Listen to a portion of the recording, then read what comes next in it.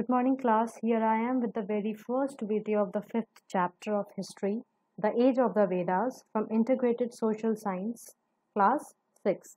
Okay, we'll be starting this chapter today. Let us take a look on the contents of the chapter. So, these are the contents of the chapter. We'll start with the introduction to the Vedas, then the archaeological sources basically that tells us about this period, about the Vedic period or the age of the Vedas, as well as we'll also move towards the daily life and occupation of the people uh, during Vedic age, as well as about the dasas, the dasyus. Then we'll move on to Inam Gaon, a Chalcolithic settlement in Maharashtra. Okay, and it was one of the largest Chalcolithic settlements in India. We'll be discussing about this one, as well as the archaeological evidences which have been found from this particular site, as well as the decline of uh, the age and about the megaliths as well. So let us start the chapter. Let us move on to the next slide. The Vedas. All of you must have heard of the Vedas, isn't it? Those were just books. Okay, the Vedas are just books, but were they actually written? The time when they were written, were they actually composed and compiled in books and pages? The books we use today are written and printed, but the Vedas were recited and heard rather than read. Okay, it was written down several centuries after it was first composed and printed less than 200 years ago.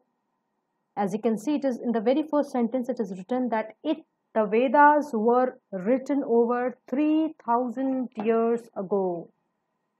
The Vedas were written 3000 years ago, and the Vedas are one of the earliest literary sources available to us. The period during which they were written is known as the age of the Vedas. Now, what does the term Veda mean? Veda means knowledge, and there are 4 Vedas. Okay, there are 4 of them: the Rig Veda, the Sam Veda, the Yajur Veda, and the Atharva Veda. Okay,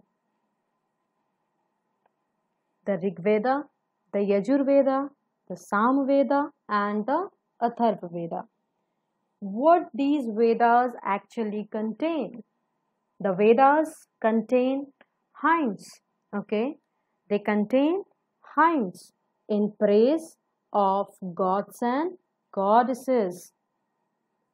And let me tell you, these hymns were actually mostly written, read, and taught by men. Okay, a very few of the hymns were composed by women. Okay, the hymns were composed by sages, rishis, priests, taught students to recite and memorize each syllable, word, and sentence bit by bit with great care. And most of the hymns were composed, taught, and learned by men. A few were composed by women. Okay, and what does these hymns actually contain? These hymns actually contain, they were written in praise of gods and goddesses. So the Rig Veda is the oldest Veda. The Rig Veda is the oldest Veda, and it was composed about 3500 years ago. It is divided into 10 mandalas. Mandalas means books.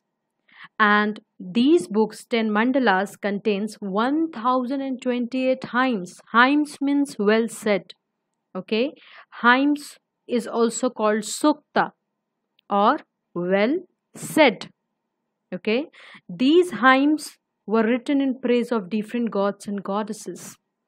composed, and these hymns were composed in Vedic Sanskrit. Okay, the hymns were composed in Vedic Sanskrit, and the hymns were written in praise of gods and goddesses. Okay, such as, and three gods are very important. Okay, three gods are especially important, and they are Indra, the god of rain, storm, and war; Agni, the fire god; Varun, the sky god. Okay, Indra, the god of rain, storm, and war; Agni, the fire god; Varun, the sky god. Okay, as already I have told that priests recited these hymns and students were expected to memorize them. Most of the hymns were written and composed by men. Very few of them were composed by women. Okay. Let us see the archaeological sources or the archaeological remains of this period, which have also been unearthed. Let us move on to the next slide.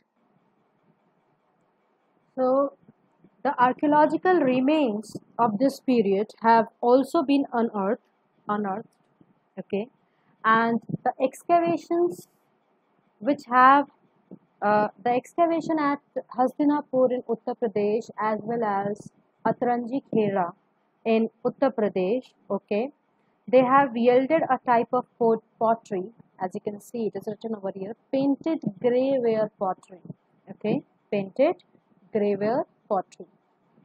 Another type of pottery called black and red ware pottery, okay, has also been found from many places in Ganga Valley, and these two potteries, okay, these two types of pottery tell us about the life of people, okay, who compose the Vedas. Okay,